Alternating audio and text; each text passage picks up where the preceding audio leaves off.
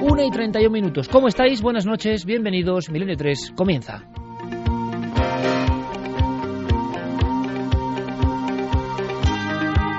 Y comenzamos todo el equipo habitual, excepto nuestro compañero Javier Sierra, al que mandamos un fuerte abrazo, y sobre todo a la pequeña Sofía, que estará escuchándonos, todos juntos, toda la familia. Le mandamos un fortísimo abrazo a todos ellos en ese periodo tremendo de nuestro compañero Javier con su libro por toda España, hoy merecido descanso, pero nosotros no hemos podido descansar.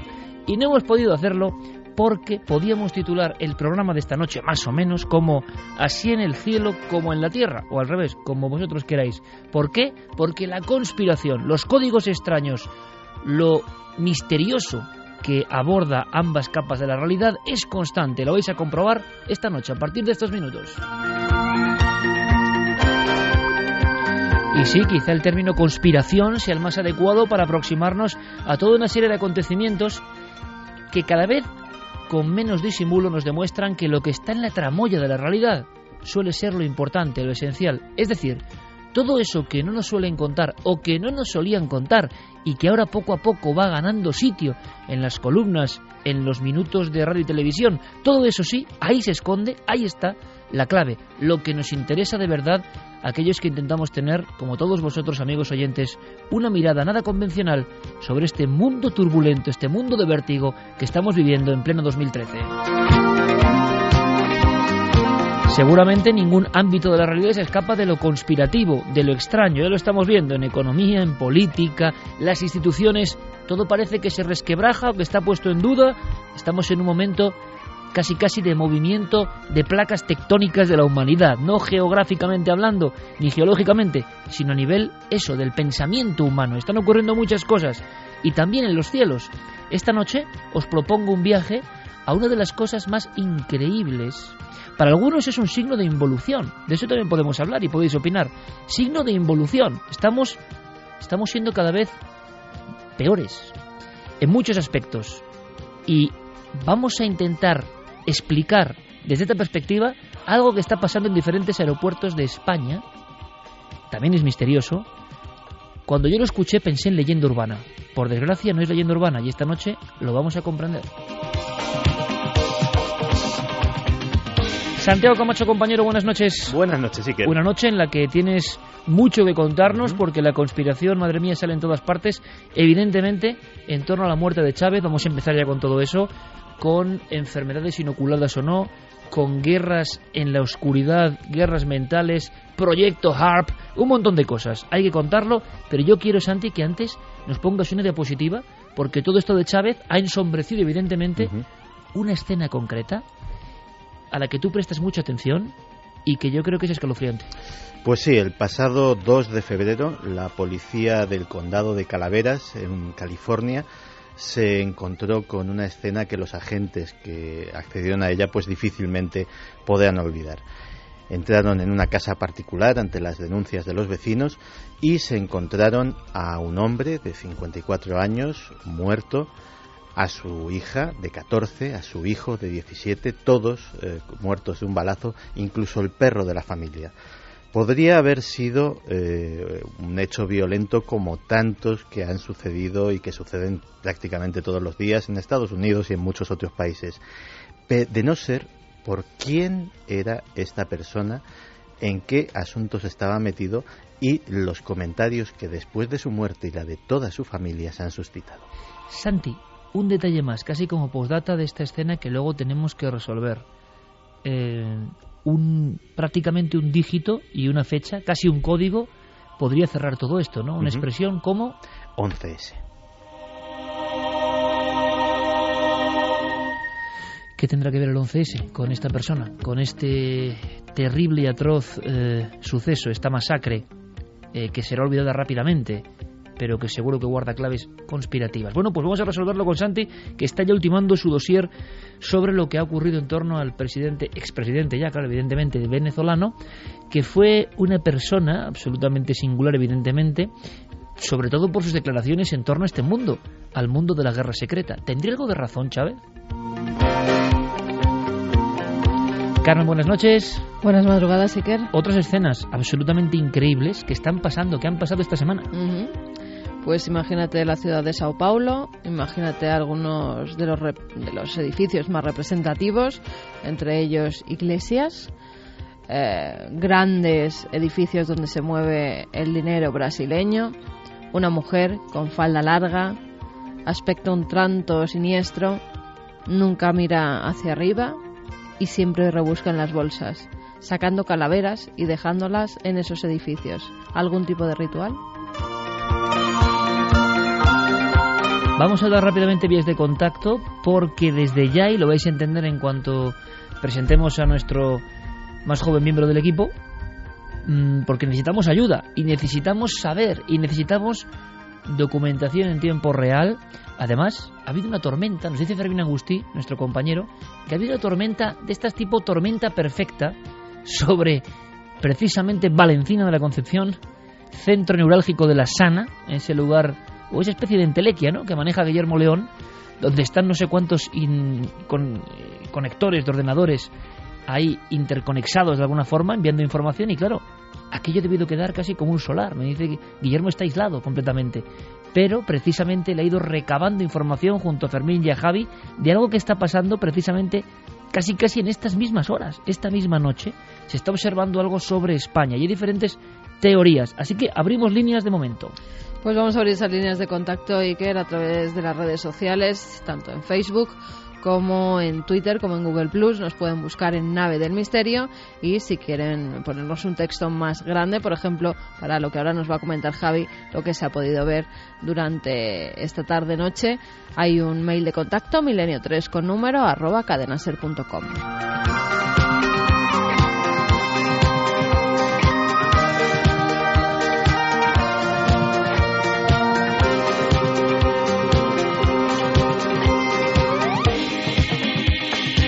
1:38 minutos. Esto y muchísimo más, muchas más cosas. Pero Javi Pérez Campos, compañero, buenas noches. Hola Iker, buenas noches. Lo dicho, casi sudoroso junto a nuestro compañero Fermín, porque has peinado a un montón de personas a nivel informativo en España que habían observado algo en los cielos. Y claro, el propio Guillermo nos informaba de la presencia este 12 de marzo de un nuevo meteoro o un nuevo cometa que iba a ser visible, pero resulta que nuestras centrales de datos han empezado a recibir en una franja muy estrecha de tiempo un sinfín de denuncias de objetos en los cielos. Podríamos hasta hacer un primer mapa, ¿no? Esta noche estamos hablando. Sí, esta misma noche. Ha sido además a eso de las 9 de la noche cuando hemos empezado a ser bombardeados con ese tipo de información que tanto Guillermo León como Diego Marañón han ido recogiendo, recopilando, y Fermín y yo hemos ido posteriormente hablando personalmente con todas estas personas que se han puesto en contacto con nosotros. Ellos hablan de haber visto un objeto muy extraño. Ellos decían una especie de estrella fugaz que pasaba muy veloz por el cielo, pero que iba más despacio de lo común, que iluminaba demasiado, que tenía un tono incluso verdoso, nos decían algunos, y que efectivamente podemos trazar una especie de mapa. Especialmente ha sido visto por el hemisferio sur de la península, en varios puntos, poblaciones distintas de Málaga, de Cádiz, Huelva, Puerto Llano también, en Elche, en Toledo también ha sido visto este extraño objeto. Casi de España, pero es para abajo, de Madrid para abajo desde luego, ¿no? Sí, de Madrid para abajo, y desde luego es un objeto que a todos los que lo han visto y se han puesto en contacto con nosotros les ha llamado especialmente la atención. Bueno, es un objeto... Algunos incluso lo comparaban con el fenómeno de Rusia. Sí, incluso hay personas que se han puesto en contacto con la policía para, de alguna forma hacer patente o dejar constancia de que esto ha ocurrido, porque temían incluso que pudiera haber ocasionado daños. O sea, el tema de Rusia de hace unos días estaba muy en la memoria, ¿no? Rápidamente, primeras voces. Esta noche queremos que haya muchas y queremos, por favor, si habéis visto algo, abrir ya directamente nuestras líneas. Lo interesante es que todo esto ha sido como un goteo informativo de personas que no tenían conexión aparente entre sí y que han ido denunciando lo mismo. Este es el valor. ¿Qué es eso? Rápidamente Guillermo León, mirando los mapas estelares de alguna forma y de paso de satélites, tampoco lo tiene muy claro qué objeto puede ser el generador de esto. Intentaremos esta noche, como siempre que nos ha pasado casi esto en directo, ir perfilando qué puede ser ese objeto que una vez más parece haber cruzado el espacio aéreo español. Estas son las primeras voces desde diferentes puntos de la península de personas como cualquiera de vosotros, como cualquiera de nosotros, que mirando las alturas se encontraron hoy mismo con una gran sorpresa. En el centro de Puerto Llano más o menos, vivo en un 5º piso, mi piso da dirección el oeste y la zona sur. y he visto de caer el meteorito justamente por la zona que le llevamos nosotros el puerto de Mestanza. El objeto, pues como lo mismo que yo vi de caer en Rusia, una luz muy brillante, alargada. Sí, claro, he llamado a la policía local de Puerto Llano, al 091. Yo de antemano le he dicho al hombre, digo, mire usted, digo, a lo mejor me tomo usted por loco, digo, pero yo he visto de caer un meteorito ahora mismo de mi balcón. Serían las 9 y pico, paseábamos mi mujer y yo por el paseo marítimo, de Rincón de la Victoria, en Málaga. De buena primera, con el cielo tan limpio como estaba la noche también, pues vimos como un haz de luz y conforme iba cayendo, iba agrandando, ardió, ¡pum!, y se apagó. A nosotros nos daba la sensación de que iba a caer al mar. Vengo por carretera y a unos 2-3 kilómetros de lo que es de la frontera, ya casi para entrar en lo que es el pueblo, la carretera comarcal ya, pues he visto una especie como de fogonazo en el cielo, una especie de rayo como los que hay de nube a nube, pero lo he visto de una manera especial porque era como más vasto, más grueso, rojo. He visto lo que es la bola caer y una pequeña explosión, se iluminó lo que es la parte del cielo por donde cayó, es bastante luminoso, y a continuación lo que es la estela del objeto. Yo iba por Elche, por la autovía, se ha hecho de día 5 segundos. Una bola de fuego, pero enorme, descendiendo del cielo hasta el suelo. Y cuando son exactamente la 1:43, estamos todos con Fermín Agustí y Noel Calero poniéndonos esta música espacial. Primer vuelo obligatorio, la actualidad manda. En tiempo real, Carmen, a través de las vías de contacto y de la coordinación en redes por parte de Guillermo León, llegan nuevos testimonios, pero como un rosario, desde diferentes puntos de nuestro país. Mira, Antonio y Noelia nos escribían desde San Roque, Cádiz, nos decían que sobre esa hora, a las 9 de la noche aproximadamente, han visto caer una gran bola de luz blanca muy intensa, rodeada con tonos anaranjados, que dejaba atrás una gran estela del mismo color. Ha durado unos 5 segundos y después ha desaparecido. Se hizo visible en el sur, en dirección este, y su tamaño, dicen, era impresionante. Todos parece que coinciden con no como otras ocasiones, ¿no? Yo me acuerdo de una de las primeras veces, en el 2004, que vivimos un acontecimiento así casi en vivo, que le llamaban la lluvia de estrellas de San Aquilino, por la onomástica de ese día concreto, pero de verdad, viendo o escuchando vuestros testimonios, parece que todo el mundo coincide en algo de un tamaño impresionante. Muy grande, porque dice que la percepción era más o menos como la luna llena, pero con una sensación de cercanía, con lo cual tenía que ser inmenso. He leído que quería información sobre el meteorito que ha caído esta noche. Está en Jerez, nos dice, y lo ha visto, que si queremos podemos contactar con él. En Porcuna, en Jaén también, el pueblo donde grabaste Los Íberos, nos dicen, lo hemos visto perfectamente. Pedazo mágico de bola verde, con una gran estela de fuego. Lo han visto en esos tonos. Claro, incluso vamos a ver si vamos a tener comunicación con nuestros compañeros Miguel Gilarte o nuestro compañero Alberto Jiménez, desde alguna manera, o que nos vayan diciendo qué puede ser, si se tenía catalogado algo. De momento parece que, Guillermo, no se conocía la presencia de un objeto tan grande. Se sabía que uno había ocurrido ya hace unos días y que otro viene o se va a ver el 12 de marzo, pero la mayoría de testigos, cuestión de la percepción visual o no, hablan de una proximidad, que es lo que sorprende. Es más, Javier, en Puerto Llano se da la circunstancia de que algunos vecinos, o uno que concretamente llamó a la policía, mañana va a ir a ver si ha caído algo, y es curioso porque me acuerdo perfectamente, en el barrio de Asdrúbal, en Puerto Llano, ya cayó una bola de fuego que impactó y quemó un campo. Sí, esta persona además dice que él cree haberlo visto caer detrás de una montaña. Precisamente por eso mañana, en cuanto amanezca prácticamente, va a localizar el lugar, va a viajar hasta allí con su hijo. Dice que se va a poner en contacto con nosotros en cuanto peine la zona para ver si ha encontrado algo. Esto que comentabas hace unas horas, efectivamente ha pasado muy cerca de la Tierra el asteroide 2013 EC20, que algunos oyentes ya apuntaban si podría tener que ver con todo esto. En principio no tendría que tener nada que ver. Esto ha ocurrido a las 2:40 de la madrugada de ayer. Por lo tanto, no tendría que tener ninguna relación. Todos los testimonios se centran prácticamente hacia las 9 de la noche. Nos escriben también desde 9 y 6 en Guareña, en Badajoz, y nos dice incluso que la Guardia Civil ha estado investigando por allí porque parecía que había caído un objeto. Dice que en su centro tenía un color amarillento muy brillante, una luz muy intensa con una estela de color verde aguamarina, y a los pocos segundos se desvanecía. Pensaron incluso que eran fuegos artificiales en un principio, pero no. Y dice Javier Diestro, que era quien nos escribía, ¿qué tal ha sido nuestra impresión que hemos llegado a tuitear el suceso a esa hora? Y han visto unos agentes pertenecientes al cuerpo de la Guardia Civil de Guareña en las inmediaciones de la zona. Quizá contactando con ellos pues nos podrían dar más datos. Vamos a ver si esta noche podemos contactar con esos miembros de la Benemérita en Guareña, en concreto en Badajoz. Nos informan, estamos un poco a expensas de todo lo que vayáis comentando, y esta noche más que nunca parece que el programa lo hacéis vosotros. Y sé que tenemos muchos contenidos, pero esto parece evidente. Una vez más, un objeto extraño, sea un meteorito, sea un cometa, sea lo que sea, ha atravesado nuestro espacio aéreo. Y claro, de todas formas, la cantidad de personas que están interconectadas ya no es como antes, y están radiografiando el paso. Dicen que no tienen nada que ver, pero cuando pasó el anterior ocurrió lo de Rusia. Uh-huh. Y todo el mundo decía que no tenía nada que ver el paso del, si no recuerdo mal, DC 2013 o 2012 se llamaba. Y mira lo que pasó, se veía además en innumerables ciudades. Luego vimos que también en San Francisco, en Cuba, se habían visto cosas. Sí, que con ahora los pasa meteoritos también, parece que un día antes pasa algo, ¿no? Sí, porque dicen que esa fuerza de atracción que tiene a veces puede soltar algunos pequeños meteoritos, pero que no es lo normal. Bueno, lo que es pasa más, que es que ya... información de última hora en este dossier de actualidad. Parece que hay anomalías magnéticas en los trozos de meteoro, ese que nos ha deslumbrado a todos, que nos ha hecho un poco más vulnerables, ¿no?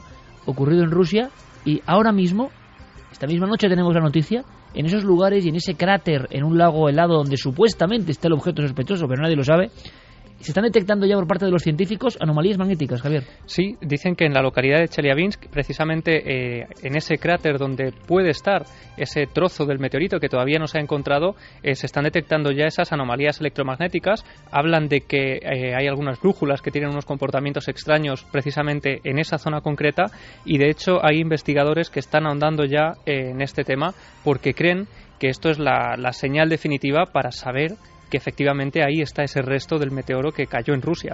Como somos conspiranoicos esta noche, enseguida entramos en materia, y aunque pueda rozar lo delirante, pero lo bueno de los meteoros es que siempre han traído a veces un presagio malo. Espero que se equivoquen, pero desde el tapiz de Vallée, donde la gente mira asombrada esa especie de enviado de los cielos y no sabe qué puede pasar, hasta aquella muerte terrible de varias personas, Heaven's Gate, Puerta del Cielo, todo porque una fotografía en la primitivísima internet de 1997 reflejaba un meteoro bólido real y en su cola un objeto extraño que seguramente era un fragmento o algo así, y creyeron que era un ovni que venía junto al meteoro.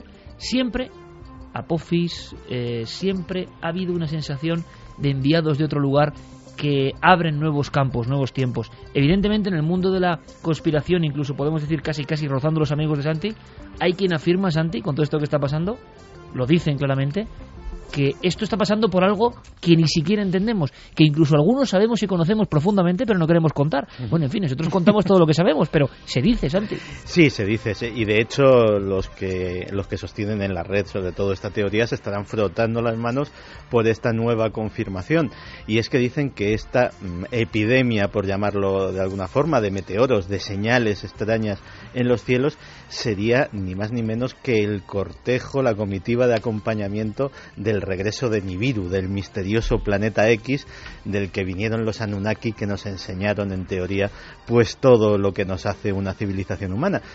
Es una teoría curiosa, pero desde luego lo cierto es que últimamente están sucediendo cosas, y dentro de unos días van a tener un espectáculo inenarrable, que es ni más ni menos que la visión a simple vista de un cometa, una de esas cosas que sucede muy pocas veces y que suele estar rodeada también de oscuros presagios. En la antigüedad no se pensaba que los cometas traían nada bueno, y la verdad es que nos pillan en una época revuelta. Y solamente quería decir que qué pena que no estén aquí de moda esas cámaras en los automóviles que están tan de actualidad en Rusia y que las llevan todos los conductores rusos, porque ya tendríamos a estas horas, de ser así, una imagen de ese meteoro cruzando los cielos de España. A ver si tenemos suerte y nuestros amigos y amigas oyentes han logrado pertrecharse con buenas cámaras fotográficas o los móviles y han detectado ese movimiento en los cielos, ¿no? Por supuesto. En Olvera, Cádiz también. Olvera, todo el sur, todo el sur de España. Eso de las 9 de la noche. Él pensó que era una estrella fugaz de color verde azulado. Lo que le pareció curioso fue el tiempo, entre 7 y 10 segundos muy de largo. observación. Sí. A la 1:51 veo a nuestro compañero al otro lado de la pecera, Fermín Agustí, llamando nerviosamente de un lado a otro, y veremos qué tipo de información vamos a ir sacando y vamos a ir corroborando. No será fácil porque en estas noches todo es muy aturullado. La información llega pues como un chorro, ¿no?, de datos, de dígitos, de lugares, pero nosotros intentaremos hacer durante toda la noche conexiones, porque algo parece que flota sobre el mundo, en este caso sobre España, ¿no? Y tenemos que saberlo y tenemos que daros toda la información. Vías de contacto, como siempre, abiertas en las redes sociales, La Nave del Misterio, coordinado por nuestro compañero Guillermo León, que además apuntaba, casi medio enloquecido, ¿no?, con esas coincidencias, que ese cometa a simple vista, curiosamente, se aparecerá durante el cónclave, ¿no? No deja de ser curioso y le añaden todavía más simbología, en el fondo, nuestra conexión con los fenómenos del cosmos. Comenzamos al revés de otras semanas, con nuestro sumario, con todo lo que está pasando, y ahora sí que nos marchamos a una cosa que nos hemos dejado, aunque sea breve, porque es tristísima, es potentísima, a mí me tiene con la carne de gallina. Es una fotografía que siempre colocamos en nuestro dossier informativo y enseguida regresamos a la pura y dura actualidad.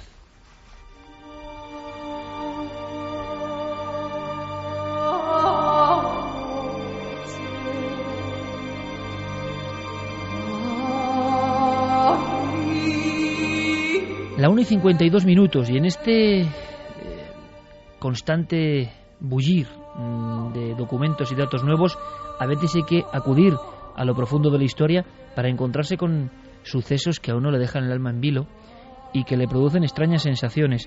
Esto ha aparecido también esta semana, pero habla de algo ocurrido hace 70 años. Parece mentira, pero seguimos descubriendo horrores terribles de eso que se llamó el Holocausto, gracias en este caso a una investigación del Museo de Washington. Dos investigadores, Geoffrey McGorgy y Martin Dean, que aseguran lo siguiente, y esto también espanta, ¿no? Todos teníamos ciertas cifras que algunos discuten, yo no me meto en eso, hay toda una batalla también interna en torno a las víctimas del Holocausto, de los campos de concentración y exterminio nazis, pero sabíamos, se decía, casi se especulaba con rotundidad, digámoslo así, no especulaba, sino se probaba 6 millones de personas, que hay que imaginarlo en fila india, ¿no? Ahora estos investigadores aseguran que la gran matanza ocurrida no tan lejos, ocurrida en el corazón de la vieja Europa, con la permisividad de muchas personas de bien, ¿no?, que creían que estaban haciendo cosas pues por un régimen político, por una ideología, uno de esos momentos en que la ideología, sea cual sea, yo siempre digo que cuando empieza la ideología acaba la verdad, pero creyendo tan profundamente en una ideología que la ponían por encima del ser humano, a veces de los niños incluso. Se habla ahora, ha ocurrido esta semana, el día 7 se publicaba, se dice, y esto es increíble, que hay entre 15 y 20 millones de muertos solamente en el corazón de Europa en este holocausto, en esta operación exterminio.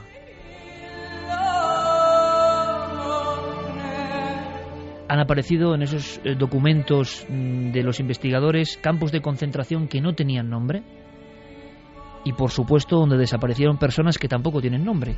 Simplemente se esfumaron, fueron tragadas por la tierra, porque los lugares donde estuvieron trabajando hasta morir o donde fueron gaseados es que no existían. Ni siquiera los más importantes historiadores de la Segunda Guerra Mundial tenían conocimiento de estos centros del horror industrial, de la muerte sistemática, porque todos sabemos, evidentemente, y sin acudir a ideologías, que las muertes en batalla, en guerra, por las injusticias se cometen todos los días, incluso ahora mismo. Por desgracia, mientras yo estoy contando estas palabras, en algún lugar del mundo se está matando a alguien de forma injusta y seguramente algún niño de forma injusta, cosa que sobrecoge el alma.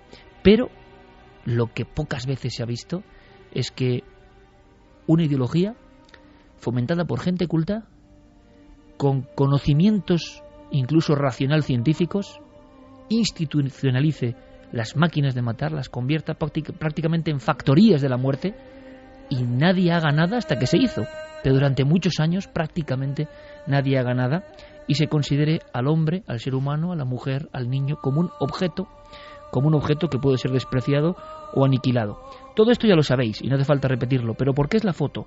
Vamos a ponerla casi aquí, porque ha aparecido también este 7 de marzo, casi como un espectro de otro tiempo. Ha aparecido un rostro de un niño de 2 años que en el fondo nos recuerda, de alguna manera, lo crueles que somos como especie, que seguramente los animales no llegarían a esto en ningún momento y bajo ninguna circunstancia.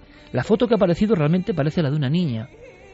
Tiene el pelo largo por los lados, tiene 2 ojos muy vivos, parece un macabro símil, ¿no? Y una metáfora un poco adecuada a lo de vivos, porque están vivos solo a través de la fotografía. 2 ojos negros y una sonrisa donde aparecen ya los primeros dientes. Este niño, que no tenía nombre, resulta ser Richard Frenkel. En un muro donde pone su nombre, pone nacido en 1940, fallecido en 1942.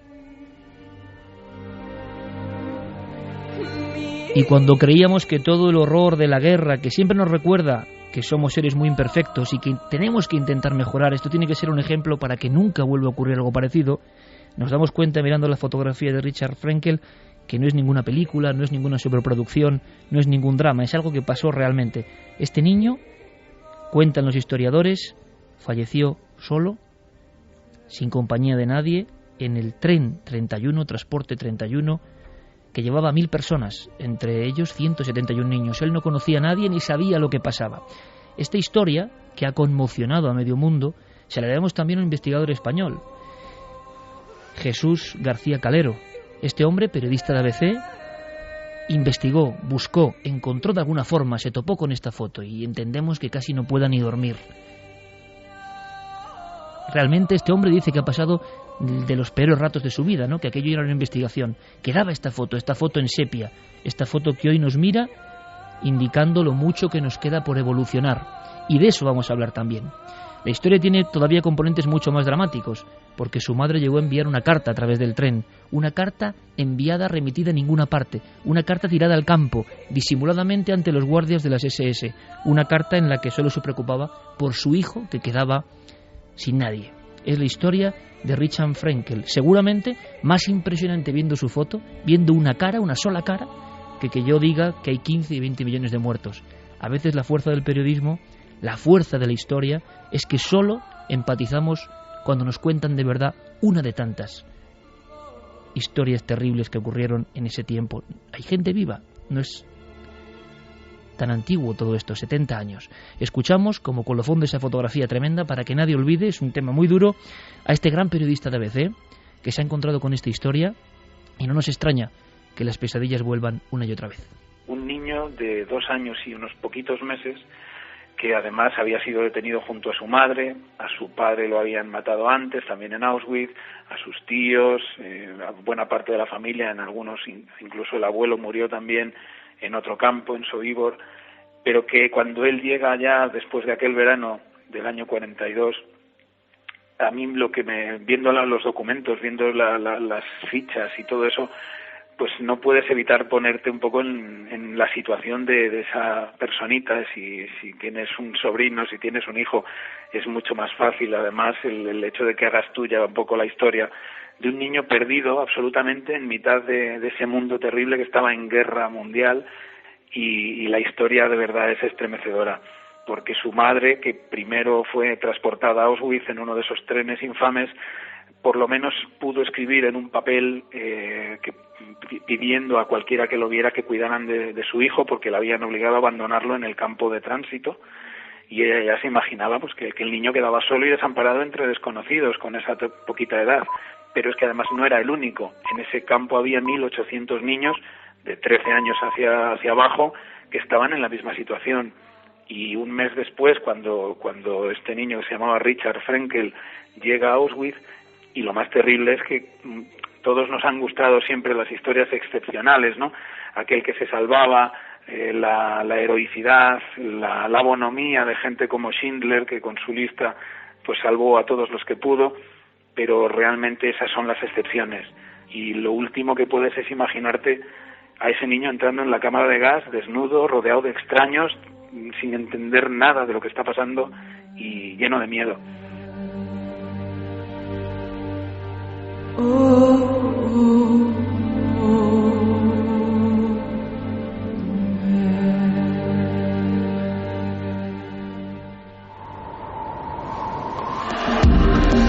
Nunca antes habías estado tan cerca de lo desconocido. Milenio 3. Cadena Ser.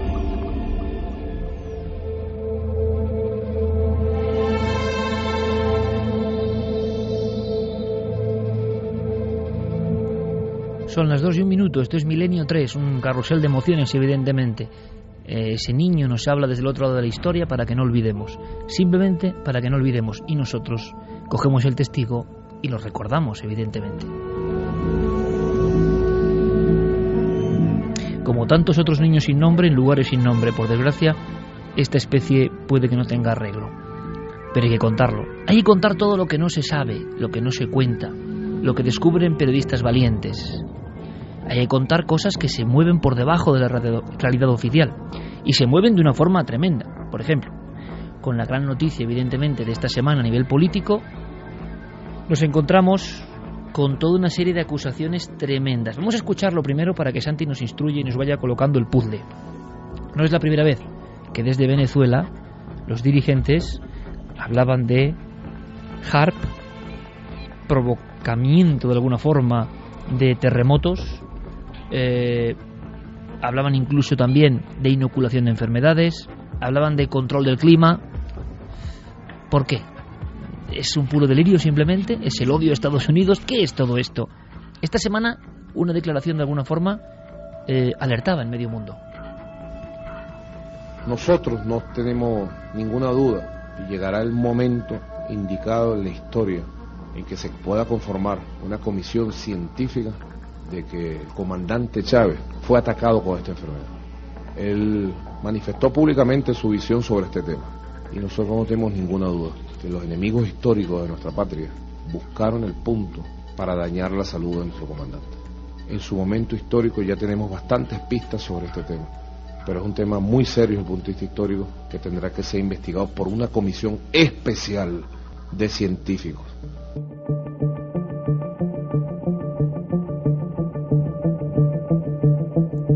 Estamos ya de lleno en las redes de la conspiración. Esto lo decía Maduro, causaba un gran revuelo y no es la primera vez que se escuchaba, incluso antes de la muerte de Chávez, un discurso semejante. Pues sí, las palabras del recién nombrado presidente de Venezuela, Nicolás Maduro, han provocado un auténtico tsunami en todo el mundo. Lógicamente se han sumado voces que tachan estas acusaciones, conjeturas, llamémoslo como queramos, como absurdas, otros que se indignan y señalan con el dedo a Estados Unidos. La ideología, como muy bien decías antes, pesa mucho a la hora de decantarse por una u otra opinión, pero efectivamente aquí no tenemos ideología y vamos a contar lo que se sabe, si esto es posible o no, si de ser posible o cosas parecidas han sucedido antes, cómo. Y de hecho yo creo que deberíamos empezar por el eje con lo que comienza toda esta historia, y es que Nicolás Maduro no es el primero en denunciar la existencia de este extraño complot. Ya estando enfermo, el propio Hugo Chávez en un discurso hacía una afirmación bastante inquietante, sobre todo si eres presidente latinoamericano. Ya de una tecnología para inducir el cáncer y nadie lo sepa hasta ahora, y se descubra esto dentro de 50 años o no sé cuánto, no lo sé, solo dejo la reflexión. Pero esto es muy, muy, muy extraño, que nos haya dado cáncer a Lugo, al presidente Lugo, a Dilma cuando era candidata, después vengo yo y pum, entrando en año electoral.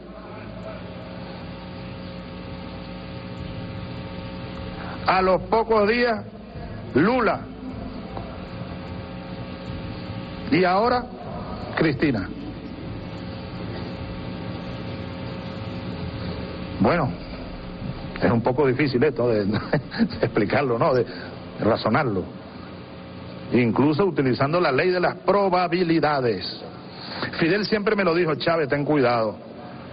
Chávez, ten cuidado porque tú te le tiras a la gente encima. Mira, cuidado, esta gente ha desarrollado tecnología.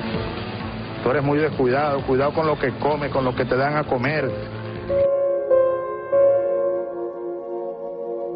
Un documento sorprendente, estábamos, espero que todos vosotros también, alucinando, porque lo dice claramente, ¿no? Claro, y lo que dice Hugo Chávez, al menos desde el punto de vista, como él dice, de las probabilidades o de la epidemiología, es cuando menos curioso. Efectivamente tenemos a los presidentes Néstor y Cristina Kirchner, que ambos, Néstor de hecho fallece de un cáncer de colon, tienen cáncer. Dilma Rousseff, de Brasil, un linfoma. Ignacio Lula da Silva, cáncer de garganta. El propio Chávez. Fidel Castro tiene presuntamente un cáncer de estómago. El presidente de Bolivia, que no lo menciona Chávez porque no se hizo público, tuvo un cáncer en las fosas nasales, que lo supimos gracias a la revelación de los famosos papeles, de los famosos cables de Wikileaks, y que se hizo pasar como una sinusitis crónica. Era un cáncer de senos nasales. Evo Morales. Evo Morales. Pero Evo Morales ahora ha salido diciendo que él cree que verdaderamente le han inoculado el cáncer a Chávez. Pero en la época en que dijo esto Chávez, no se sabía ni siquiera que él tenía un cáncer. Esto se hizo público, ya te digo, cuando salieron los famosos papeles de Wikileaks. Él ya se había hecho público que tenía una sinusitis muy molesta, crónica, pero lo que decían los cables de la embajada norteamericana era que realmente sus agentes habían descubierto que lo que tenía era un cáncer de senos nasales. Y el presidente de Paraguay, Fernando Lugo, que también tiene un linfoma. La reflexión es curiosa porque les propongo, como a los oyentes, que hagan un experimento de memoria.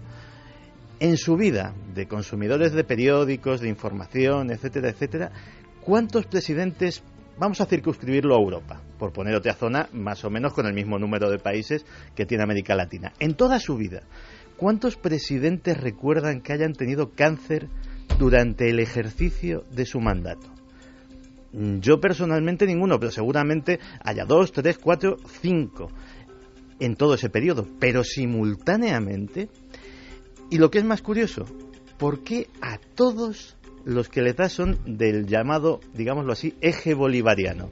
¿Por qué no sucede, si hay una especie de epidemia entre los mandatarios latinoamericanos, por qué no le sucede a los más proamericanos, pro-norteamericanos en este caso? Como dice Hugo Chávez, yo no digo nada, pero ahí lo dejo.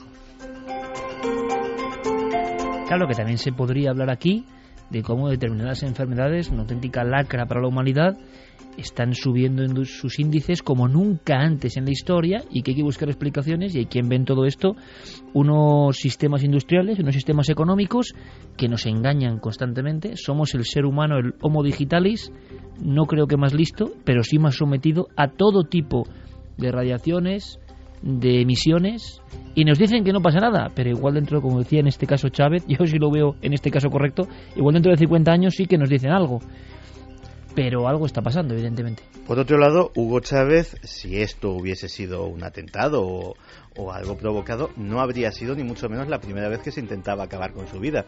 En 2009 fue detenido un ciudadano francés, presunto agente de los servicios secretos de este país, Frédéric Laurent-Bouquet, que fue detenido por causa de magnicidio o de intento de magnicidio. Fue luego expulsado a Francia en 2012 y, desde luego, no se andaba con sutilezas. Te voy a leer una lista que es, yo creo, absolutamente increíble. Fue detenido con 500 gramos de explosivo C4, 14 fusiles de asalto, 5 de ellos con mira telescópica y 5 con mira láser, 1 de ellos con silenciador, cables, 11 sistemas electrónicos para detonar explosivos, casi 20.000 cartuchos de diferentes calibres, 3 ametralladoras, 4 pistolas, 11 equipos de radio, portátiles, radios, chalecos salvavidas, antibalas. Pero eso está muy bien, pero no dejaría de ser, de alguna forma, cuestiones de política interna. A la antigua. Exacto.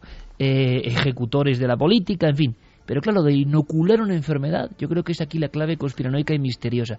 Tú en la redacción nos contabas una escena, o un suceso, o un archivo de esos ocultos, que nos dejaba a Javi, a Fermín, a Carmen y a mí con los ojos como platos, y espero que le ocurra lo mismo ahora mismo a los oyentes. Y es que ya había habido probaturas entre diferentes países en las épocas más oscuras o más de plomo de los últimos tiempos, donde se probaba esta inoculación, incluso mediante frecuencias y ondas. Sí, de hecho, muchos hemos hablado hasta ahora de los americanos, pero el caso que vamos a citar tiene por protagonistas a los soviéticos, al otro bando.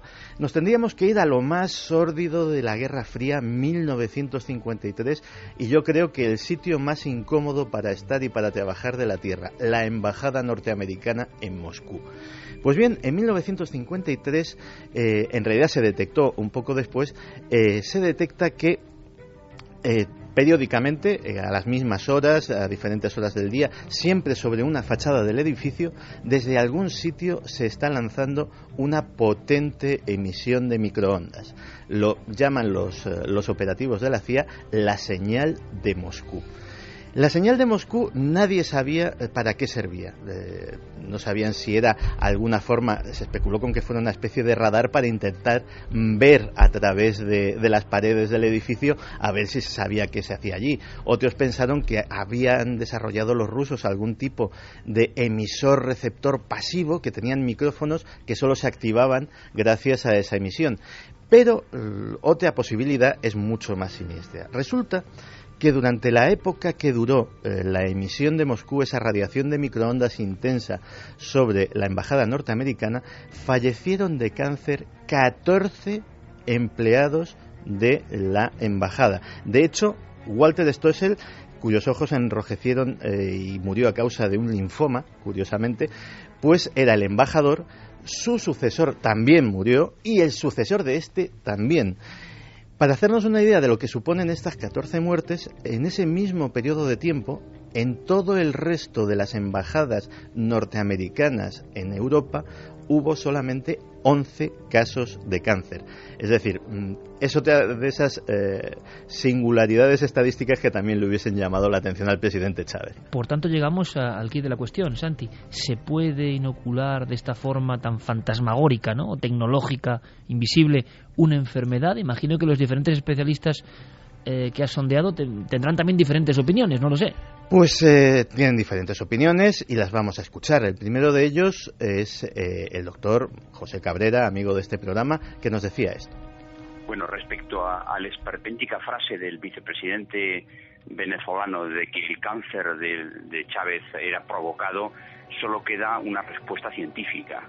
Nadie en el mundo, por su propia voluntad, puede generar cáncer a otro. Los cánceres se producen por contaminaciones ambientales, se producen porque tenemos oncogenes. Los cánceres se producen por mala higiene, por malas alimentaciones, por profesiones que tienen un riesgo añadido de generar cáncer.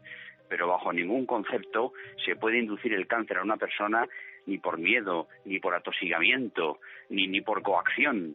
Es decir, esto es de cajón. Da incluso pudor a dar esta respuesta científica.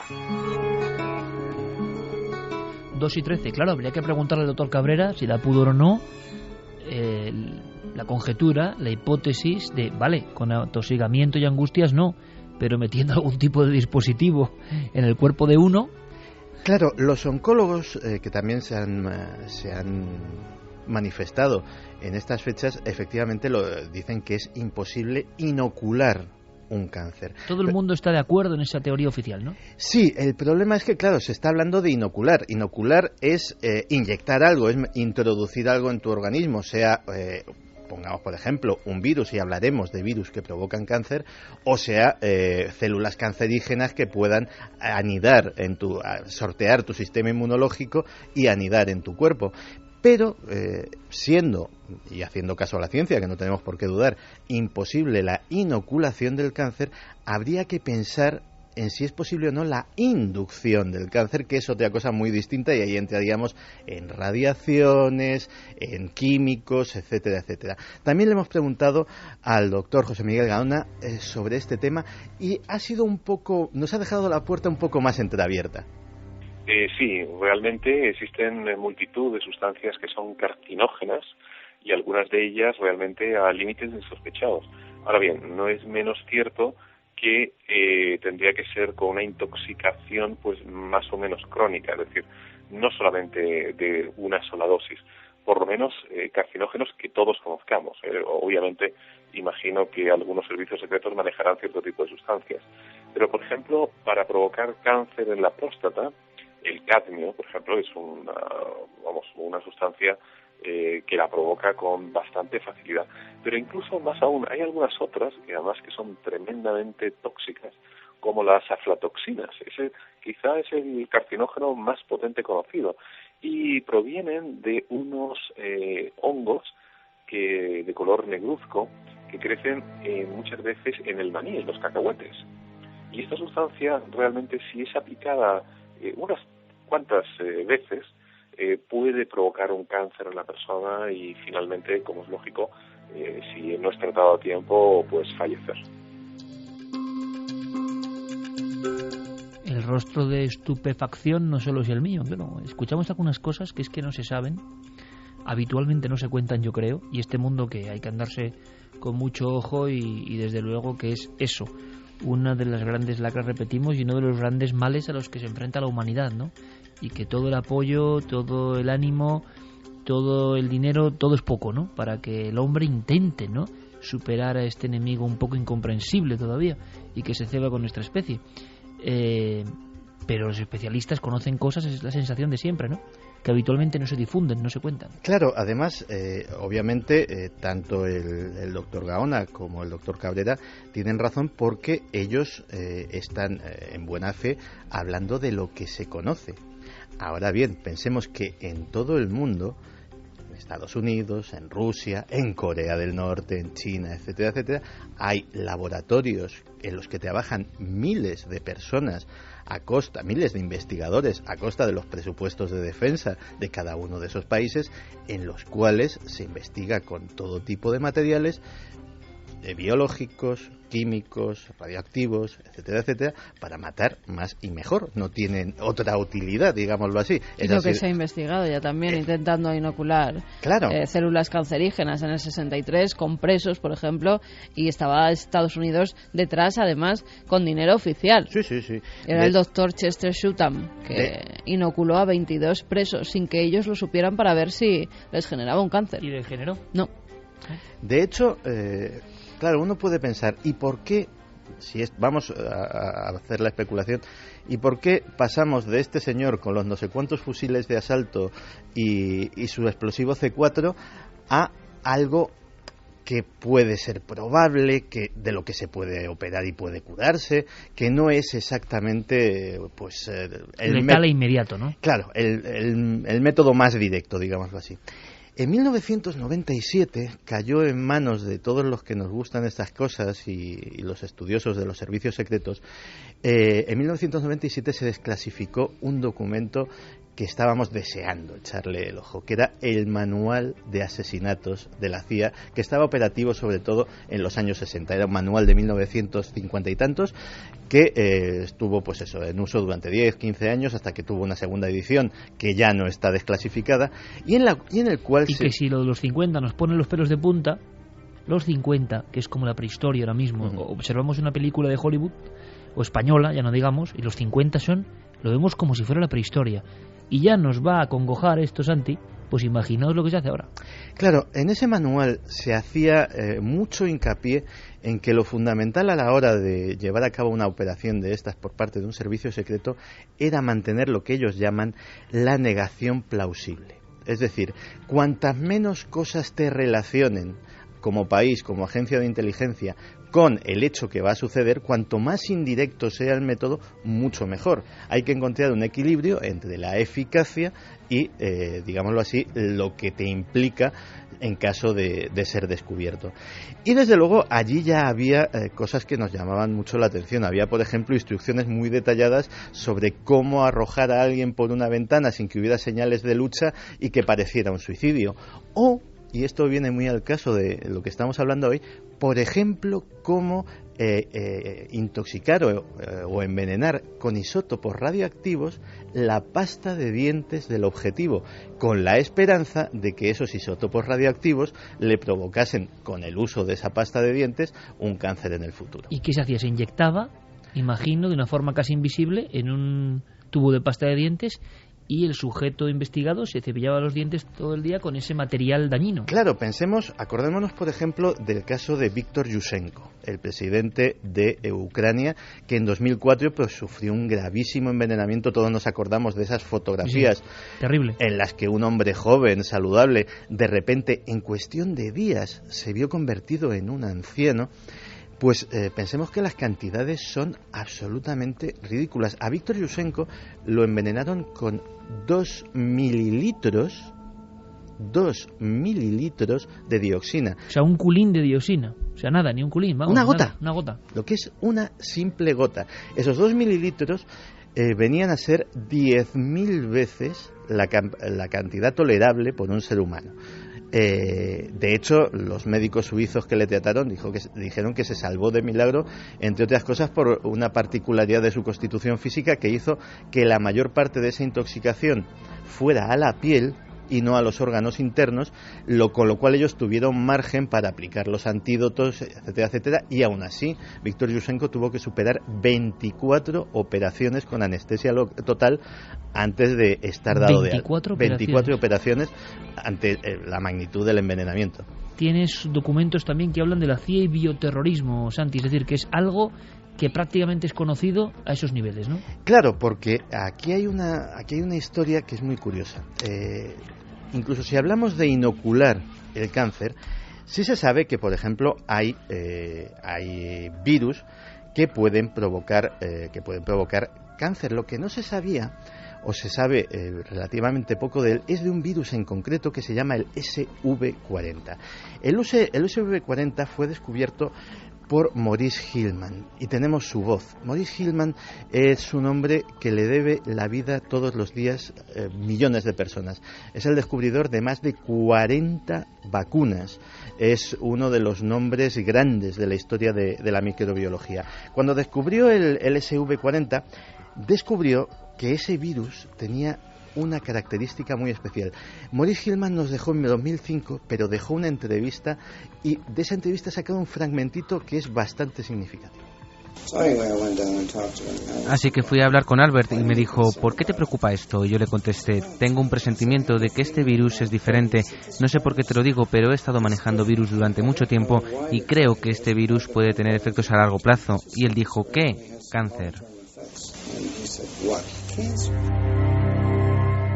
No sé si hay fotografías o imágenes, porque lo he dicho muchas veces y rápidamente nuestro público en estos programas y que ya cada día son más interactivos, como es la propia sociedad, puede buscar rápidamente en internet, como digo, imágenes, por ejemplo, de los virus Fago o Fago 2, y lo que verán en imagen les parecerá, no sé, una cápsula del proyecto Apolo o una especie de tornillo, algo que parece metálico, que parece pulido, que parece una estructura que no puede ser biológica, que incluso como si fuera una araña metálica tiene una especie de cilindro que a veces se ilumina además con el microscopio electrónico, y luego tiene unas patas con las que se ancla en otra célula, en otra superficie, y lo comparaban con las cápsulas espaciales, ¿no? Si uno ve estos seres que no están ni vivos ni muertos, que siguen siendo un misterio de la biología enorme, los virus, ya entran en una fase de decir, cuidado con esto, ¿no? Que puede matar a millones de personas y es invisible, pequeñísimo. Bueno, si ya le ponemos SV40 y empiezan a ver que algunos hacen esto, tiene que ser como encontrarse con un mundo de terror desconocido hasta el momento, ¿no? Pues sí, y de hecho la investigación sobre el SV40 a día de hoy está, al menos en lo que se sabe en la investigación oficial y académica, está muy dividida sobre su capacidad de producir cáncer. Al menos sí se sabe que lo que anula de alguna forma y a lo que ataca es a la capacidad de defenderse de él, es decir, a las propias células que tiene el cuerpo humano y a los propios genes, mecanismos genéticos que tiene para los tumores o las pequeñas células cancerígenas que surgen espontáneamente, pues eliminarlas y que eso no vaya más. Con lo cual, pensemos en que en un laboratorio donde se puede modificar un virus de la gripe, por poner un ejemplo, para convertirlo en un arma mortal, un virus de cáncer podría también ser modificado. Posibilidades de biotecnología, de bioterrorismo, de guerra bacteriológica y de conspiración, que mezcladas dan bastante miedo. Ahora, antes de escuchar a nuestros oyentes, ningún representante del gobierno de Venezuela ha dicho a las claras cómo es esa técnica, qué creen que ha pasado. Dicen que prácticamente lo tienen claro, pero no han dicho el modo, ¿no? El modus operandi. No, la verdad es que yo creo que esas pistas pueden ser más conjeturas que otra cosa. De hecho, la posibilidad de hacer esa comisión o ese estudio científico pues la veo muy remota desde el punto de vista de que Hugo Chávez se ha anunciado que va a ser embalsamado. Si no lo ha sido ya, según dicen otras teorías conspiranoicas de otro, que también las hay, de otro ¿no? signo. Sí, de hecho, en este caso, un prestigioso diario español, el diario ABC, publicaba informaciones esta semana de que Hugo Chávez bien podría haber fallecido mucho antes de lo que se decía y en suelo cubano, y haber sido repatriado rápidamente para, digámoslo así, escenificar su muerte en Venezuela. Hay quien dice que en diciembre, que Chávez murió en diciembre y que han estado todo este tiempo manteniendo el cadáver. Se ha dicho también que no iba dentro del ataúd, que estuvo 7 horas recorriendo para que los fieles lloraran y lo dejaban tocar el cadáver, que habían metido un peso porque así era una publicidad para el pueblo, ¿no? Han llamado mucho la atención el hecho de que no hayan trascendido fotografías todavía del cadáver de Chávez. Se puede ver, el testimonio de ello son las colas inmensas de venezolanos que están allí visitando la capilla ardiente.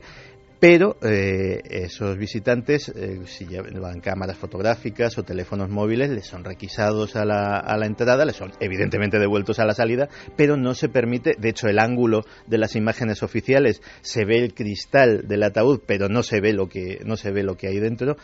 Y la verdad es que también ha llamado, digámoslo así, a los más suspicaces les ha llamado mucho la atención. Hablando de conspiración, y escuchamos ahora vuestros mensajes, es curioso porque de un tiempo a esta parte, repito, da la impresión de que un sinfín de informaciones que parece que estaban en un mundo marginal, en un mundo muy heterodoxo, en un mundo que no daba el salto de, entre comillas, y que se me entienda, los amigos de Santi a las grandes publicaciones, y uno ahora si ve los informativos y va viendo lo que se está contando en los medios de comunicación serios también, entre comillas, va observando que estas noticias se abren paso. Algunos dirán, porque hay que traer lectores, porque son más fantasiosas, o porque ya se está abriendo, como está ocurriendo en otros ámbitos de la sociedad española, por ejemplo, temas que eran tabú y no se podía hablar, se están hablando todos los días.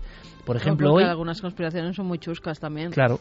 Por ejemplo, los vídeos que han salido de Chávez con pelo y ahora estaba desde hace tiempo sin pelo por el cáncer, y por eso es que se notaba que eran fotografías antiguas. A lo que me refería es que, por ejemplo, esta misma semana se habla de Obama y las muertes con los drones, que son temas que ha tocado Santi aquí hace mucho tiempo, robots que matan y se les da la orden de matar, y esto ya está en los principales informativos, ¿no? Es decir, se está dando un salto que también indica algo importante. Vamos con mensajes. Pues mira, José Ramón López nos dice, nadie puede, y si a tu lado ponen algo que te está irradiando continuamente, alguien infiltrado, creo que es más que posible. Saperio dice, en 2 años 5 presidentes o candidatos en Sudamérica han padecido un tumor. ¿Es estadísticamente explicable? Juan Calviño, lo de Chávez son delirios de un pobre hombre obsesionado con los gringos. Poco creíble esa inoculación. César, ¿alguien se olvida de Arafat o el espía del Polonio? Obviamente es posible envenenarte con algo. Con Arafat, por cierto, también hay noticias, se va a reinvestigar, ¿no? De alguna forma su muerte. El cadáver de Arafat ya ha sido exhumado, ya se han tomado muestras y se sabrán los resultados dentro de unos meses. Un equipo de investigadores suizos está llevando a cabo esos estudios, los mismos investigadores que encontraron restos de polonio en su cepillo de dientes. Y recuerdo lo del manual de la CIA, en su pañuelo palestino y en otras prendas de vestir, y ya han tomado muestras del cadáver. Es muy difícil porque el polonio tiene una vida media de 138 días, lo cual quiere decir que cada 138 días su radiactividad es la mitad que antes, con lo cual ha pasado un tiempo, los restos serán muy tenues y habrá que esperar a esos resultados. Daniel Tena dice exactamente como está explicando este señor, el cáncer se puede contraer por malos hábitos o porque surgen. Inoculárselo a otra persona es imposible. Ismael Ileira de Estados Unidos, me lo creo todo. Mientras otros países más débiles atacan vistosamente, América no ha parado de hacerlo contra todo el que puede fastidiarle de forma oculta. Tania, en América Latina se comenta mucho el hecho de que muchos de sus presidentes han sufrido o sufren cáncer y dicen que puede haber sido provocado por alguien. Fubino, en 2 años 5 presidentes de Sudamérica aparecieron cáncer. Eso es demasiada coincidencia y las coincidencias no existen. Es una falacia, el cáncer no es un virus y no se puede inocular. ¡Qué disparate!, nos decía Chris. Bocanegra, lo de Chávez está claro que es un cáncer inducido. Bienvenidos a la guerra del siglo XXI. Cada mensaje, un mundo y un universo diferente, ¿eh? Personas totalmente enfrentadas. Que esto indica 2 cosas. Que la audiencia de Milenio 3, por fortuna creo yo, cada una tiene sus ideas, es absolutamente libre, absolutamente consecuente con lo que piensa, a veces ideas totalmente radicales, y los unimos de alguna manera en esta visión de las cosas, que no está mal, porque aquí lo que planea es la no ideología, que decía Santi, que yo creo que es la mejor de las ideologías, o sea, estar al margen de todo eso, ¿no? Ángel Martínez dice, yo leí hace bastante tiempo en El País una noticia de que la CIA tenía un informe que decía que Hugo Chávez estaba enfermo y que en unos 2 años moriría. Como dice Santi, yo no digo nada, pero ahí lo dejo. Martín Cope dice, hacer creer que el imperio ha inoculado cáncer, eso es un engañabobos. Y María, la Virgen, ¿es posible provocar el cáncer? ¿Pero en qué nos estamos convirtiendo? Vergüenza de la especie humana. Bueno, engañabobos, imposible, a veces son términos muy dogmáticos, ¿no? Incluso yo solo digo que ya no sé ni qué creer ni qué no creer, ni en los que dicen que es imposible, ni en lo que dicen que es, en los que dicen que es oficialmente demostrado, porque estamos sin duda alguna en un umbral de la historia en la que en el cual casi nadie sabe lo que está ocurriendo, lo que está pasando, qué es verdad y qué es mentira, dónde acaban sus límites, qué no sabremos en un futuro. En fin, apasionantes tiempos también, qué duda cabe. Por ejemplo, antes de entrar en la siguiente historia que tiene mucho que ver con todo esto, Fermín Agustí, me gustaría comentarte, compañero, si no es posible, vamos a ver, porque sigue habiendo informaciones, diferentes puntos del sur de España, pero se ha concentrado ahí, y te has puesto en contacto. Fermín, buenas noches, amigo. Buenas noches, Iker.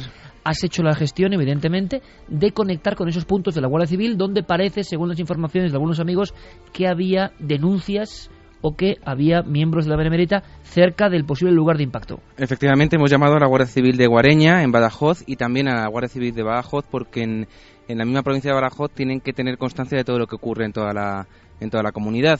Y en ninguno de los 2 sitios tienen constancia de que haya ocurrido nada ni que lo hayan estado investigando. O sea, no ha habido ninguna denuncia ni nada. Claro, que hayan visto a personas de la Guardia Civil cerca no quiere decir que estén investigando eso. No. Pero bueno, seguimos con los micrófonos abiertos, con cualquier información y con cualquier tipo de dato para saber más de este Tal vez incidente. era alguna patrulla que estaba por ahí, pero si la patrulla, los miembros de la Guardia Civil del cuerpo lo estaban viendo, pues también que se pongan en contacto con nosotros. Gracias, Fermín.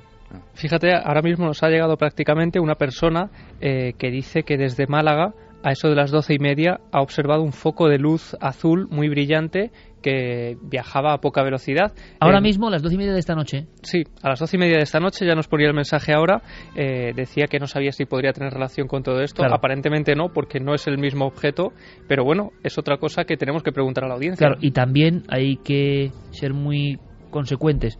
El hecho es mucho más valioso, no es por nada, pero es mucho más valioso que hayan llegado un sinfín de mensajes coincidentes en la zona, hablando de España, sur de España, que han visto un fenómeno coincidiendo en la hora, que ahora, y eso que os creemos, por supuesto, y sabemos de vuestra buena fe, pero no es lo mismo, porque simplemente el hecho de escuchar este programa esta noche contando todo esto hace que, no sé si predisposición, pero que todo el mundo mira al cielo, y si todo el mundo mira al cielo, motivado también este gesto por nosotros, evidentemente ve cosas que a veces no son familiares, ¿no? En Camas también lo han visto. Camas, provincia de Sevilla. Eso es, a eso de las 9 de la noche decía una bengala, luego era como una estrella fugaz de color verde, pero más brillante. Bueno, seguimos muy atentos, cualquier información nos interesa. Por cierto, antes de hablar de esto, aunque sea brevemente porque creo que es un titular poco más trascendido, se habló en su día de ratas gigantescas, ratas mutantes, ratas monstruo, esto ya es alucinante, y yo recuerdo a Santi hablando de la antigua Unión Soviética y episodios entre los soldados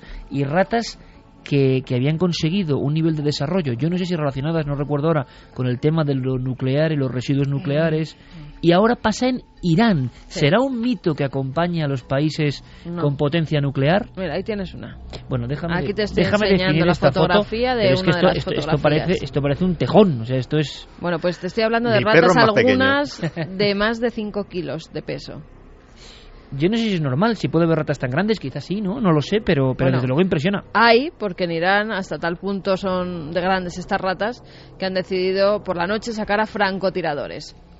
Sí, sí, contra las ratas. Tiradores contra las ratas. De día han puesto todo tipo de cosas para intentar cazarlas, pero de noche, como no pueden hacer otra cosa, y las ratas salen más de noche para comer la comida que han dejado en los restaurantes, para moverse por la ciudad, en Teherán ya hay unos 22 francotiradores que están con luces de estas que se ve por la noche para disparar, y cuando ven a una pedazo rata de esta... Luces de estas que se ven por la noche. Ojo al dato, como decía aquel locutor, porque vamos a hablar de eso después también, ¿eh? Luces que se ven por la noche y que en este caso sí tienen un buen fin, en fin, cazar.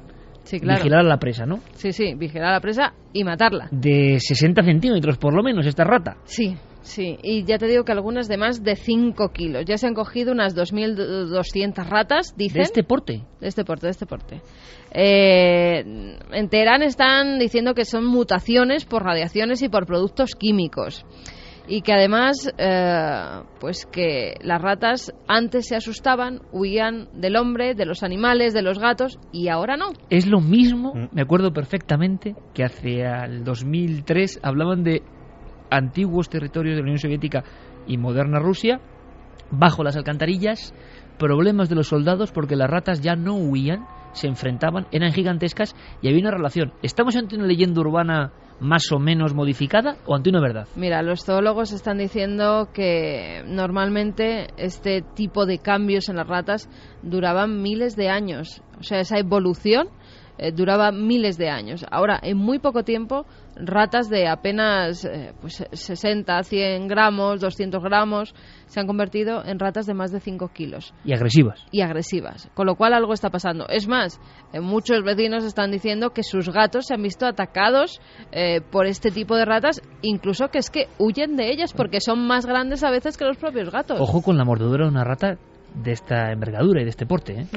No es broma, ¿eh? Roedores de ese porte y más grandes los hay, pero desde el capibara, pues sin ir más lejos. Capibara.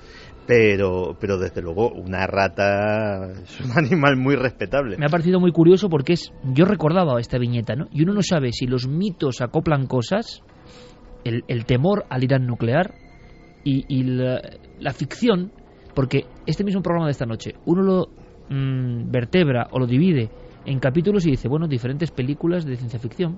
Por desgracia, ninguno de los casos que hemos contado es ciencia ficción. Es decir, el mundo se está acercando a la ciencia ficción, que es otra cosa. Pues están reclutando más francotiradores para que con esas armas con visión nocturna intenten acabar con más animales en menos tiempo, porque están teniendo un verdadero problema.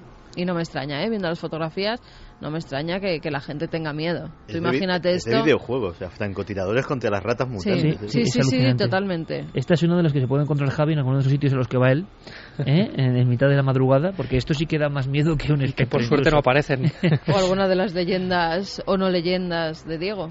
Pues hablando de Diego y hablando de esa hilazón que acaba de hacer Carmen, queriendo sin querer, luces para ver por la noche y evolución, en este caso de las ratas, pero hablamos también de evolución humana y hablamos de luces por la noche. ¿Cómo se mezcla todo este puzzle? Bueno, pues este es uno de los temas más sorprendentes y quiero vuestra opinión, amigos oyentes, y la vuestra que estáis aquí conmigo, porque esto es alucinante. O sea, yo no me lo puedo creer. Esto sí que no me lo puedo creer. Es otro capítulo de esta noche de delirios, de esta noche de conspiraciones, pero claro, el trasfondo es que igual todo esto es absolutamente cierto y está pasando.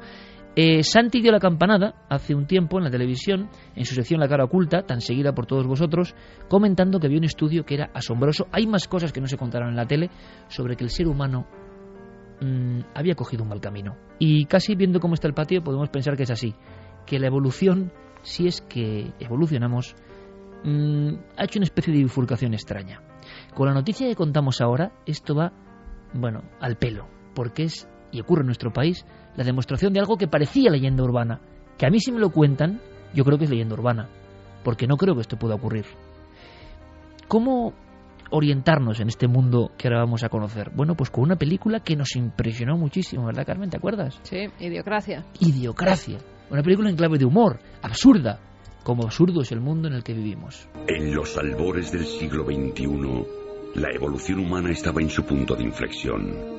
La selección natural, el proceso por el que los más fuertes, los más listos, los más rápidos se reproducen en mayor número que el resto. Un proceso que antaño había favorecido los rasgos más nobles del hombre, empezaba ahora a favorecer unos rasgos distintos. Las obras de ciencia ficción de la época pronosticaban un futuro que sería más civilizado y más inteligente. Pero a medida que pasaba el tiempo, las cosas parecían avanzar en la dirección opuesta, hacia un atontamiento. ¿Cómo era posible? La evolución no siempre premia a la inteligencia. Al no haber depredadores naturales que diezmaran al rebaño, la evolución empezó a premiar a aquellos que más se reproducían y convirtió a los inteligentes en una especie en peligro de extinción.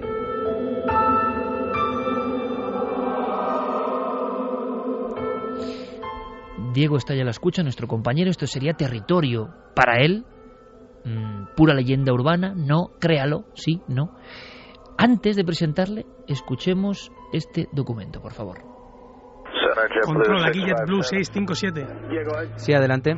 Señor, tenemos un láser aquí arriba, 2 flashes verdes en la cabina. Han alcanzado un ojo del copiloto.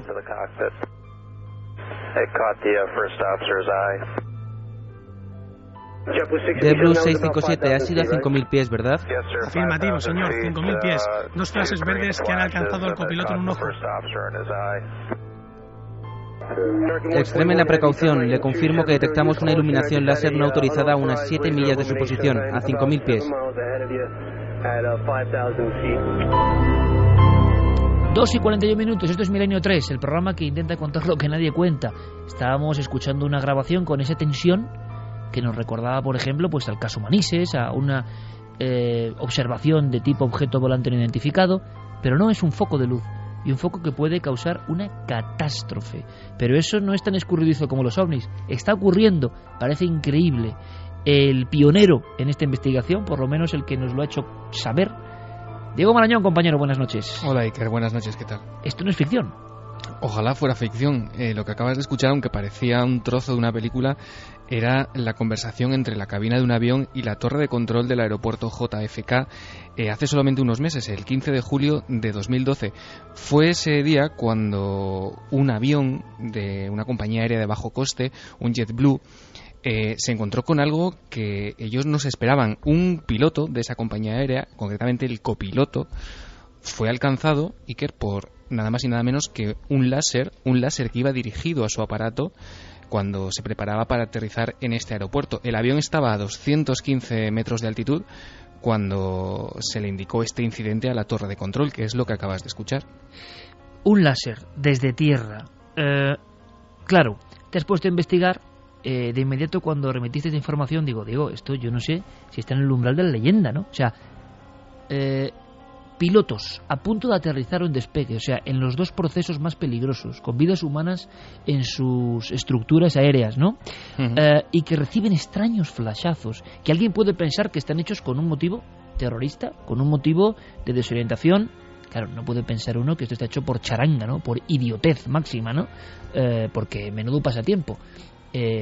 ¿Os imagináis, amigos, intentar cegar a pilotos cuando ya se tienen los medios? Ahora, ¿se tienen medios? ¿Es posible que un láser de esos que se han popularizado en el fútbol y con los que molestan a los jugadores, esto sirve para llegar tan alto? Bueno, te has puesto a investigar, Diego, y has empezado a recopilar información.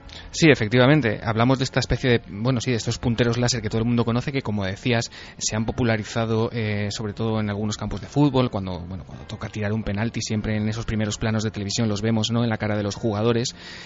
La verdad es que es bastante curioso, Iker, y sea por vandalismo, sea por estupidez, como bien apuntabas en la introducción a este tema, por involución pura y dura, desde luego que apuntar con uno de estos artilugios a la cabina de un avión en pleno aterrizaje pues constituye un riesgo. Hemos contactado, Iker, con Francisco Narla, que además de escritor, autor de libros como Los Lobos del Centeno, como Caja Negra o como Asur, es piloto comercial. Él se dedica profesionalmente también a manejar estos aparatos. Y él nos contaba, Iker, en una primera impresión, qué es lo que puede pasar con el uso de estos punteros láser. No puedo hablar más que de manera negativa.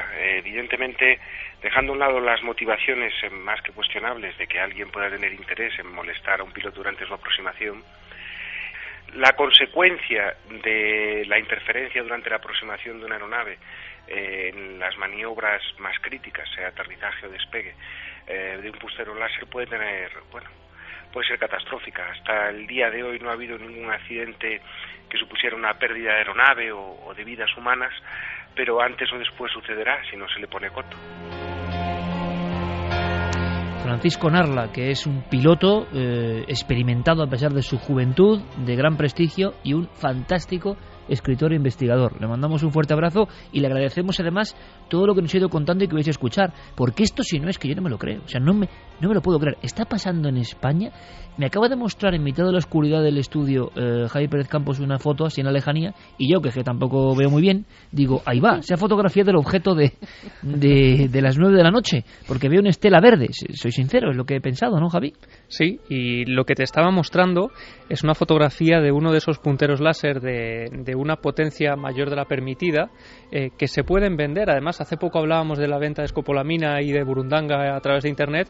Pues este tipo de objetos, imagino que Santi ahora podrá dar más detalles del tema, también se pueden comprar por Internet de forma sencillísima, y son capaces, como digo, de encender, por ejemplo, una cerilla con el mero haz de luz de este objeto, pero es que también es capaz de provocar auténticas quemaduras en la piel si se ponen a corta distancia. Y bueno, son un auténtico objeto de disputas en todos los ámbitos. Esto se llevaba a cabo, yo recuerdo, por ejemplo, hace unos años en los cines de toda España siempre estaban los graciosos que sacaban estos punteros, ¿no? Y en mitad de una película se dedicaban a fastidiar al personal, pero yo no sabía que esta estupidez se había mantenido hasta el día de hoy. No, y de hecho, efectivamente hay una página en concreto que son los fabricantes de estos objetos, donde se pueden comprar punteros láseres o láseres a secas de más de 1 vatio de potencia. Para que nos hagamos una idea, un puntero láser de los que usan los profesores o hasta de los que se usan en los campos de fútbol son milivatios, pero poquitos.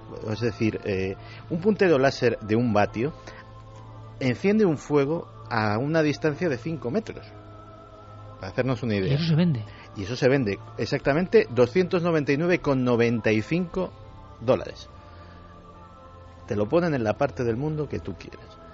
Pero esto es alucinante, porque te ponen eso, puedes pedir también junto a eso la llave que abre todas las puertas acorazadas y un poquito de escopolamina.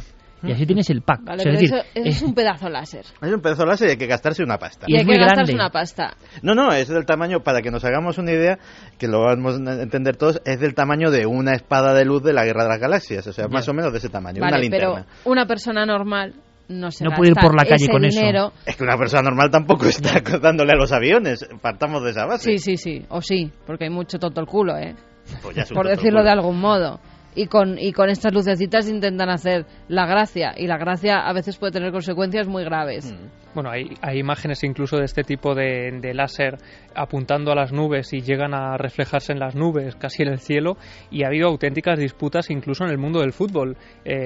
Hinchas de equipos contrarios que apuntaban a jugadores en momentos clave de los partidos para intentar fastidiarle y que no llevara a cabo determinadas jugadas. No hay retransmisión en la incluso... que no salga algún láser en la cabeza de alguno de los jugadores. Seguimos un poco más porque esto es alucinante y por eso se va entendiendo por qué abríamos este tema con ese fragmento de esa película, ¿no? Porque esto ya es como la idiocia en el sentido de hacia el ocio haciendo el mal, porque puede haber algo más que ocio o que broma chusca o que tontería. ¿Puede haber algo más? Hemos seguido recopilando datos con Francisco Narla, Diego, porque ha habido sustos, ¿no?, en ocasiones. Sí, sustos además en nuestro país, Iker, porque entre enero y octubre del año pasado, por ejemplo, AENA registró 349 casos en los que pilotos comerciales fueron deslumbrados con un puntero láser. Mira, ahora mismo, según hablabas, Santi, Carmen y Javi al unísono han dicho, es que esto no puede ser. 349 denuncias en España. ¿Pero efectivamente. en algún aeropuerto en concreto? No, es la suma de todos los incidentes en todos los aeropuertos de la red de AENA. ¿Y en alguno más especialmente o que tenga más casos? Luego hablaremos. De momento, vale. Francisco Narla nos cuenta cómo está el tema en este nivel en España. Hasta donde yo sé, no. Sí que soy consciente y yo mismo las he sufrido y he presentado denuncias al respecto, sí que ha habido denuncias y lo que se califica de incidente, en el sentido de que han perturbado la aproximación o el despegue de aeronaves, han resultado molestas y han podido desencadenar situaciones más graves. Esas denuncias se cursan y se tramitan intentando encontrar a los culpables de ese uso ilegítimo y peligroso de los punteros láser, que en el sentido de una mayor gravedad, de llevar a un accidente como tal o demás, no, hasta donde yo sé.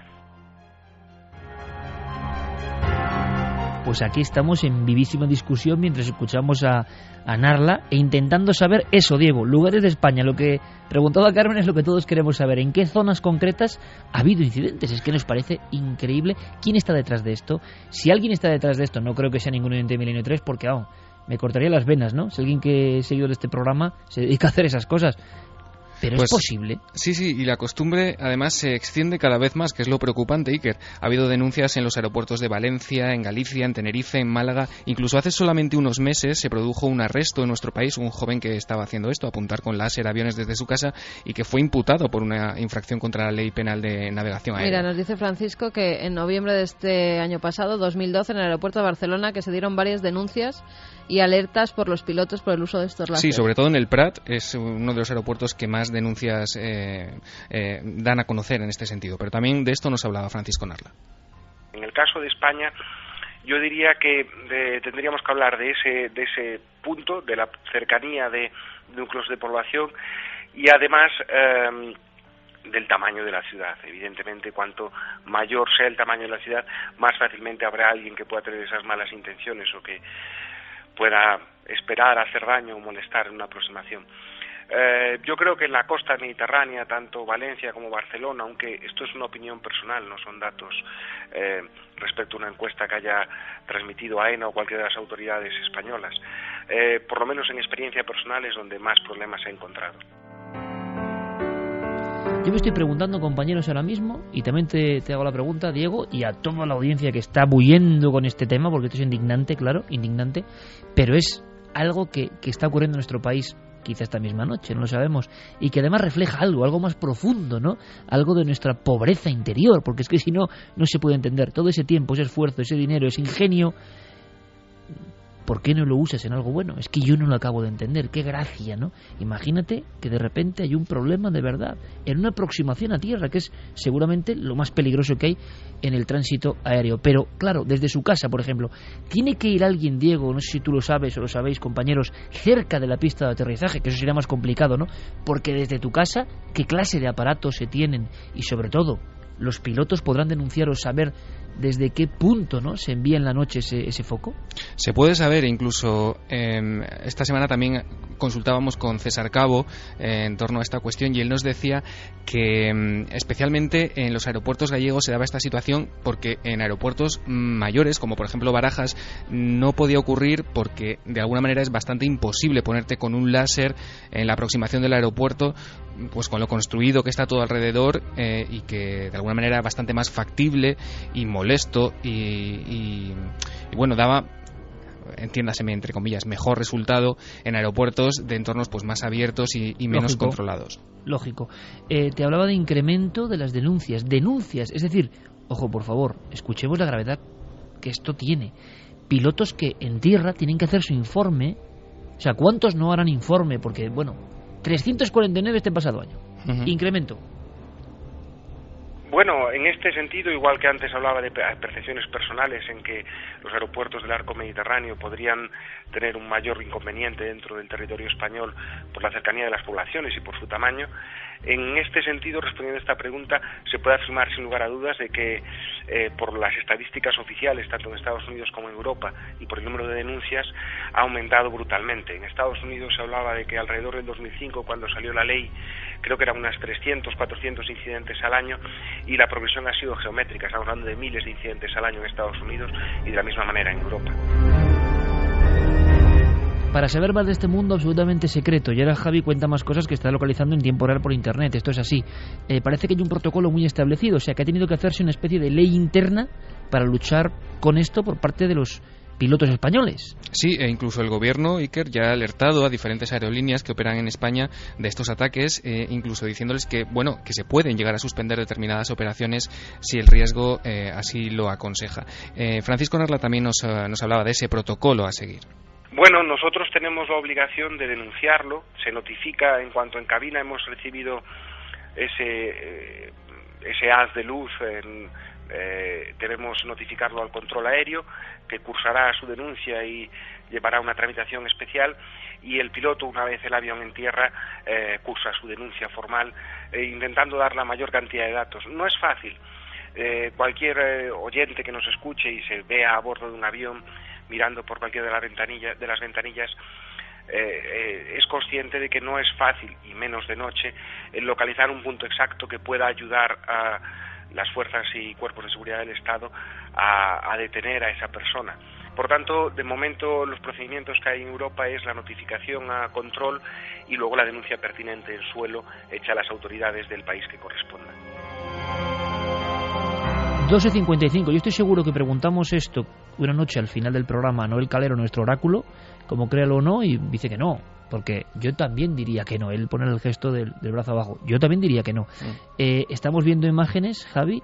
Le preguntaba mientras escuchábamos a Francisco Narla, a Santi Camacho, claro, esto seguirá siendo un haz fino, ¿no? Un haz casi coherente cuando llega hasta la cabina del avión, o se amplificará un poco, o destellará con el cristal y provocará un efecto de reflejo que es peligrosísimo, y estamos en la duda, ¿no? Se amplía, Iker. Yo he estado buscando un poquito esta semana, y del haz finito que sale del puntero, eso se va aumentando y aumentando hasta el punto de que a la ventanilla del avión, de la cabina, llega un fogonazo de luz que es lo que ciega realmente por unos segundos al piloto y lo que pone en peligro a todo el pasaje. O sea que se sabe el efecto que provoca. Sí, se han hecho estudios además y pruebas y simulaciones en espacios cerrados, ¿no? Y sin peligro, para ver cómo puede afectar esto al piloto, y las reacciones del piloto que ves en esos vídeos desde luego son bastante preocupantes si tú formas parte del pasaje del avión. Yo puedo decir que es una de las noticias más alucinantes que hemos contado en Milenio en los últimos tiempos. Es decir, 349 denuncias en AENA por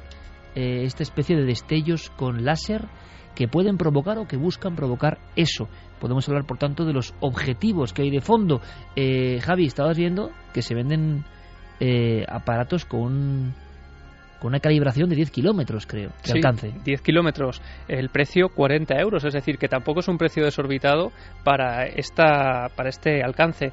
Y además dice, bueno, esos 10 kilómetros es en completa oscuridad, en las condiciones más favorables para ello, lente focusable, cuerpo de metal, viene en la caja original, recién llegado de fábrica, y como digo, pues accesible casi para cualquier bolsillo. Vaya. Imagínate si ese es el de 40 euros lo que puede hacer el de 300. Diego, objetivo de todo esto, ¿qué se esconde detrás de esta historia que parecía leyenda urbana? Pues la verdad es que parecen signos de los tiempos, Iker, porque hace unos meses, tú te acordarás, y unos años, que de lo que se trataba era de tirar piedras a los coches desde la autovía, desde los puentes, ¿no? que había a una determinada altura. Y Francisco Narla también se preguntaba un poco cuál es la motivación real.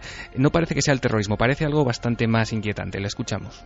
La verdad es que hasta donde yo sé, y por los informes que ha emitido la Administración Federal de Aviación Civil Americana, que suelen, como decíamos antes, estar un paso por delante de nosotros en la vieja Europa, no ha habido ninguna notificación de que haya causas terroristas o que haya intención de hacer mal como tal. Uno de los hombres que fue detenido en Estados Unidos, que interfirió con la maniobra de aproximación de un helicóptero de la policía, creo que fue en Winnipeg, decía que estaba probando su puntero láser. Y ha habido otra asociación astronómica en no sé qué parte de Estados Unidos que mientras estaba dando una clase interfirió, enseñando las constelaciones, interfirió en la trayectoria de aproximación. Dejando a un lado esas coincidencias, malas coincidencias, evidentemente supongo que tiene lo mismo que esa gente pues que quema contenedores o que raya un coche aparcado en la calle. A veces el ser humano no se comporta de una manera muy racional consigo mismo. Supongo que es el mal por el mal o la maldad por la maldad. Compañero Diego, gracias por la crónica. Luego nos escuchamos. 349 denuncias este año pasado en aeropuertos españoles, sobre todo en algunos, por personas que intentan buscar el destello, el accidente, el problema en la cabina de mando de aviones a punto de aterrizar. De locos. de locos. Si esto nos cuentan que es leyenda urbana clásica, nos lo creemos, ¿no? 349 denuncias.